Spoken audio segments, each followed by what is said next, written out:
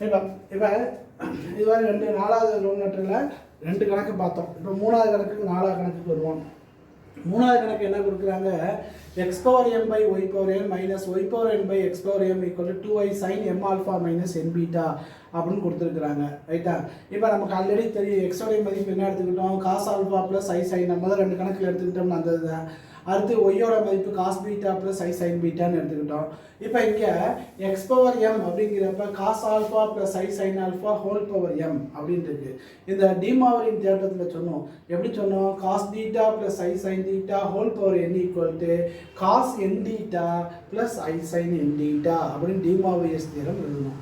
அந்த டிமாவரியஸ் தியரத்தை எழுதுறோம். இங்கே என்ன எழுதுகிறோம், cos alpha plus i sine alpha whole power n equal to cos m alpha plus i sine m alpha அப்படின்னு எழுதுகிறோம். அது மாதிரி y equal to cos beta plus i sine beta அப்படின்னு இருக்கு. இப்போ ஒய் பவர் என் அப்படிங்கிறப்ப ஹோல் பவர் என்னன்னு எழுதுகிறோம். அந்த எண் உள்ள வரப்போ என்ன ஆயிரும், cos n beta plus i sine n beta அப்படின்னு வந்துடுது.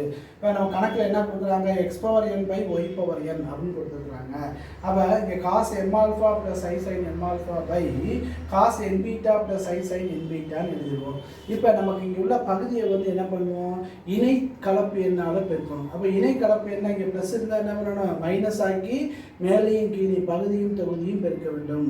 நியூமரேட்டரையும் டினாமினேட்டரையும் அந்த இணை கலப்பு எண்ணால் பெருக்க போகிறோம். ரைட்டுங்களா? அப்போ என்ன ஆயிரும், cos m alpha plus i sine m alpha by cos n beta plus i sine beta. அப்போ இணை கலப்பு என்ன ப்ளஸுக்கு மேலே என்ன ஆயிடுது, மைனஸ் வந்துச்சா, cos n beta minus i sine n beta cos n beta minus i sine n beta மேலேயும் கீழையும் பெருக்கிருக்கும். இப்போ மேலே இருக்க மதிப்புகளை பெருக்கணும்னா இது எப்படி வந்திருக்குன்னா, எதில் வருது, இது போலார் வடிவத்தில் Z1 பை Z2ங்கிற ஃபார்மில் வருது. போலார் வடிவத்தில் Z1 பை Z2ங்கிறப்ப cos theta 1 minus theta 2 plus i sine theta 1 minus theta 2ன்னு எழுதுவோம். அப்போ அந்த வடிவத்தில் அது இருக்கிறனால இது அந்த மெத்தடில் எழுதுறாங்க. ரைட்டா? இப்போ சார் நான் இப்போ இதுபடியே சொல்கிறேன், கணக்குப்படி பார்த்தோம்னா இப்போ இதை பெருக்கணும். இப்போ என்ன பண்ணுவோம், காஸ் எம் ஆல்ஃபாவால் இது எல்லாத்தையும் பெருப்போம். அப்போ cos m alpha cos m பீட்டான்னு ஆயிடும். காஸ் எம் ஆல்ஃபாவில் மைனஸ் ஐ எம்ஆ cos m alpha sine m beta. அடுத்து ஐ சைன் எம் ஆல்ஃபாவில் இது எல்லாத்தையும் பெருக்குவோம். அப்போ என்ன ஆயிடும், plus i sine m alpha cos n beta plus r minus minus i square cos sine m alpha sine n beta divided by இங்கே எப்படி இருக்கு பாருங்க, a plus b a minus b. அப்போ என்ன ஆயிடும், a square minus b square அப்படின்னு ஆயிடும். அப்போ இங்கே ஐ ஸ்கொயரோட மதிப்பு மைனஸ் 1ங்கிறப்ப cos n square beta plus sine n square beta. அப்போ இது மதிப்பு ஒற்றுமையின் படி இது 1ன்னு வந்துடும். இப்போ மேலே இருக்க மதிப்பு கூட எழுதியிருக்கோம். சரிங்களா? இப்போ மேலே இருக்க மதிப்பு தான் நமக்கு cos m alpha minus n beta எப்படி வந்திருக்கு, cos a cos b cos A cos B plus sin A sin B cos A cos B plus sin A sin B cos A minus B formula. ஐயை பொதுவாக எடுத்துருவோம். sin A cos m alpha sin n beta minus sin m alpha cos n beta அப்படின்னு இருக்கும். சரிங்களா? அப்போ இது எப்படி இருக்குது, sin A minus B formula. அப்போ sin m alpha minus n beta. இப்போ அடுத்தது y by m y power n by x power m. இது எதனுடைய பெருக்கல் தலைகீழி, x power m by y power n உடைய பெருக்கல் தலைகீழியை தான் நம்ம y power n by x power m ன்னு எழுதுவோம். இப்போ பெருக்கல் தலைகீழியாக எழுதுறப்ப இங்கே இருக்க ப்ளஸ்ங்கிறது அப்படியே எழுது என்ன ஆகும், மைனஸ்ன்னு மாற்றிக்கிங்க. அப்போ cos m alpha minus n beta minus i sine m alpha minus n beta. இப்போ ரெண்டையும் என்ன பண்ண போகிறோம், x power m by y power n minus y power n by x power m கொண்டு வந்துருக்குறோம். ரெண்டையும் கழிக்கிறோம். ரைட்டுங்களா? இப்போ கழிக்கிறப்ப cos m alpha minus n beta plus i sine m alpha minus n beta minus cos m alpha minus n beta minus i sine m alpha minus n beta. அப்போ ரெண்டாவது டேர்மாக மைனஸால் உள்ளுக்குள்ளே கொண்டு போய் பெருக்கப்படும். இப்போ உள்ளே போய் பெருக்கிறப்ப இது என்ன, இது cos m alpha minus n beta plus i sine m alpha minus n beta minus cos m alpha minus n beta minus or minus plus I sin m alpha plus n beta. ஒரு plus term ஒரு minus term, காசு ரெண்டும் cancel ஆகிடுது. அப்போ அதில் உள்ள main கற்பனையின் பகுதியை மட்டும் போட்டுலாம். அப்போ I ப்ளஸ் ஐ என்ன ஆயிடும், 2i அப்படின்னு ஆயிடும். 2y sin m alpha minus n beta. இதுதான் நமக்கு கொடுத்துருக்குறாங்க. இப்போ நாலாவது கணக்கை பார்த்தீங்கன்னா x power m y power n plus 1 by x power m y power n equal to 2 cos m alpha plus n beta அப்படின்னு கொடுத்துருக்குறாங்க. இப்போ இதை எழுதுறப்ப x power m y power அப்போ எக்ஸ் பவர் என்ன எப்படி எழுதுவோம் cos m alpha plus i sine m alpha y power என்ன எழுதுவோம் cos n beta plus i sine n beta இப்போ இது எப்படி இருக்குது Z1 Z2 ஃபார்முலாவில் இருக்குது அப்போ Z1 Z2ங்கிறப்ப cos theta 1 plus theta 2 plus i sine theta 1 plus theta 2 அந்த ஃபார்முலா தான் எழுதுவோம் ரைட்டுங்களா ரைட் இப்போ இங்கே நான் இது ஃபார்முலா அப்படி சொல்லிட்டேன் இப்போ பெருக்கிறது தானே இப்போ காஸ் எம் ஆல்ஃபாவால் காஸ் என் பீட்டாவை பெருக்கலாம் cos m ஆல்ஃபாவில் plus i sine என் பீட்டாவை பெருக்கலாம் plus i sine M ஆல்ஃபாவில் cos என் பீட்டாவை பெருக்கலாம் plus i sine M ஆல்ஃபாவில் plus i sine என் பீட்டாவை பெருக்கலாம் அப்போ இந்த ஐ ஸ்கொயருங்கிறப்ப ஐ இன்ட்டு ஐ ஸ்கொயர் ஆயிடும் அப்போ மைனஸ் ஆயிடுமா அப்போ எப்படி ஆயிடுது cos m alpha cos n beta minus sin m alpha sin n beta cos a cos b minus sin a sin b ரைட்டுங்களா cos a plus b formula அப்போ இங்கே என்ன ஆயிடும் cos m alpha plus n beta plus இப்போ ஐ imaginary part எடுத்தோம்னா ஐயை பொதுவாக எடுத்தால் sin m alpha cos n beta plus cos m alpha plus i sin n beta அப்படிங்கிறது sin a plus b உடைய ஃபார்முலா இப்போ இங்கே என்ன ஆயிரும் இது வந்து plus sin m alpha plus n beta அப்படின்னு இருக்கும் இப்போ 1/x power m/y power n அப்போ இதனுடைய ரெசிப்ரோக்கல் அப்போ இதனுடைய கான்ஜுகேட் அதாவது இணைக்கலப்பு எண் அப்போ என்ன பண்ணலாம் இணைக்கலப்பு எண்ணுக்கு ப்ளஸுக்கு பதிலாக என்ன பண்ணலாம் மைனஸை மட்டும் மாற்றிட்டு இந்த ஆன்சர் எடுத்து அப்படியே எழுதிக்கலாம் இப்போ இது ரெண்டையும் என்ன பண்ணணும் கூட்டணும் இப்போ ரெண்டையும் கூட்டுறப்ப ஒரு அதில் உள்ள கற்பனையின் பகுதிகள் ரெண்டும் அடிச்சு கொடுத்துருவோம் அப்போ மெய்யன் பகுதி எது cos m alpha plus cos n beta cos m alpha plus n beta ரெண்டையும் கூட்டினோம்னா 2 cos m alpha plus n beta இது ஒரு கணக்கு மட்டும் கேட்டாங்கன்னா 3 மார்க்காக இருக்கும் 2 கணக்குகள் சேர்த்து கேட்டாங்கன்னா 5 மார்க்காக வரும்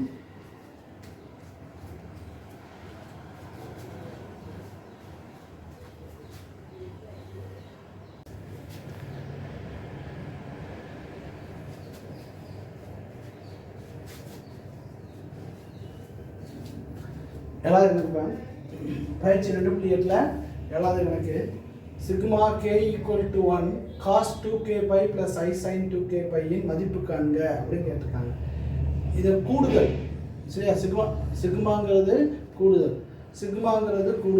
கூடுதல் k = 1 to 8ல் cos 2k pi plus i sine 2k பையின் மதிப்புகள் அப்படின்னு கொடுத்துருக்காங்க இப்போ கொடுத்துருக்காத முதல்ல எழுதியிருக்கோம் ரைட்டுங்களா இப்போ இது எதில் இருக்குது போலார் வடிவத்தில் இருக்குது போலார் துருவ வடிவம் அப்படிங்கிறத என்ன சொல்லுவோம் போலார் வடிவம் துருவ வடிவம் cos theta plus i sine theta இந்த cos theta plus i sine theta என்ற துருவ வடிவத்தை எதில் இருக்கணும் ஆயிலருடைய ஃபார்முலாவில் எழுதுறோம் அப்போ ஆயிலரின் formula cos theta plus i sine theta equal e power ஐ தீட்டான்னு எழுதுவோம் அப்போ இ பவர் ஐ தீட்டா தீட்டாங்கிறது என்ன இருக்குங்க 2k/9 அப்படின்னு இருக்குது அப்போ இது எப்படி இருக்குன்னா பை நான் இங்கே 9 இருக்குனால 9 படிமூலங்கள் இதில் இருக்குன்னு அர்த்தம் சரிங்களா 9 படிமூலங்கள் இருக்குது அப்போ இங்கே என்ன பண்ணுறோம் 9ஆம் படிமூலங்கள் -1 இந்த sigma k = 1 to 8 e power i 2k/9 அப்படிங்கிறத 9 படிமூலங்களின் கூட்டுத்தொகை -1 அப்படின்னு எழுதிக்கிறோம் அப்போ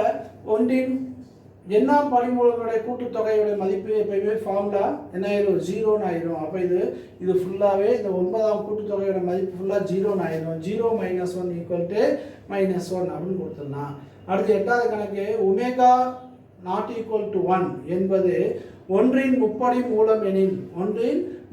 மூலம் எனில் முதல் கணக்கு 1 - omega + omega square whole power 6 1 + omega - omega square whole power 6 = 128ன்னு கொடுத்துருக்காங்க ரைட்டா இப்போ நம்ம இடது பக்கத்தில் உள்ள மதிப்பை எடுத்துப்போம் அதுக்கு முன்னாடி 1 + ஒமேகா + ஒமேகா ஸ்கொயர் அதாவது முப்படி மூலங்களின் கூடுதல் 1 + ஒமேகா + ஒமேகா ஸ்கொயர் = 0 இதை 1 + ஒமேகா வச்சுட்டு இந்த ஒமேகா ஸ்கொயர் வலது பக்கம் போனால் - ஒமேகா ஸ்கொயர் 1 + ஒமேகா ஸ்கொயர் வச்சுக்கிட்டு இந்த ஒமேகா அந்த பக்கம் போனால் - ஒமேகா அப்போ இந்த மதிப்புகளை இங்கே கொண்டு வர போகிறோம் இப்போ இதை முதல்ல என்ன இருக்குது 1 - omega + omega square whole power 6 plus 1 + omega - omega square whole power 6 இப்போ இந்த 1 + ஒமேகா ஸ்கொயர் இது எழுதிக்கலாம் - omega whole power 6 1 + omega - omega square இப்போ நமக்கு இந்த 1 + ஒமேகா ஸ்கொயருக்கு அங்கே என்ன கொடுத்துருக்கோம் - ஒமேகா அப்போ இங்கே - ஒமேகா இங்கே ஒரு - ஒமேகா ஹோல் பவர் 6 1 + ஒமேகாங்கிறது என்ன கொடுத்துருக்குறோம் -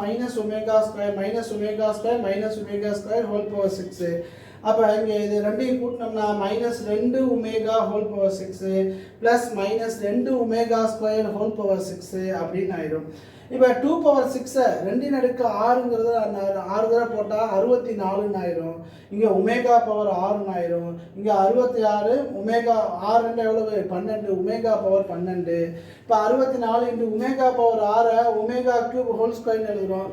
64 into omega power 12 omega cube whole power 4ன்னு எழுதுகிறோம்.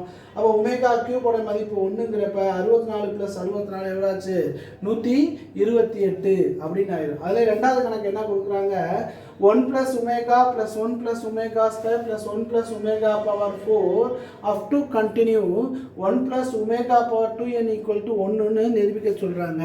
இப்போ இடது பக்கத்தில் நம்ம எடுத்துருக்குறோம். இடது பக்கத்தில் 1 + omega + omega 1 + omega square 1 + omega power 4 1 + omega square omega power 8 up to continue omega power 2n அப்படிங்கிற மதிப்பை எடுத்துக்கிட்டோம். ரைட்டுங்களா?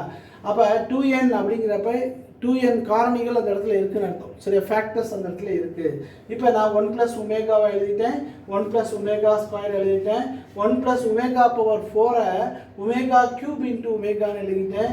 அடுத்ததில் 1 power omega power 8 omega power 6 into omega square அப்படின்னு எழுதுறேன். இப்போ omega power 6 omega cube whole square into omega square எத்தனை காரணிகள் எழுதுறேன்? இங்கே 2n இருக்குனால 2n காரணிகள் அப்படின்னு எடுத்திருக்கேன்.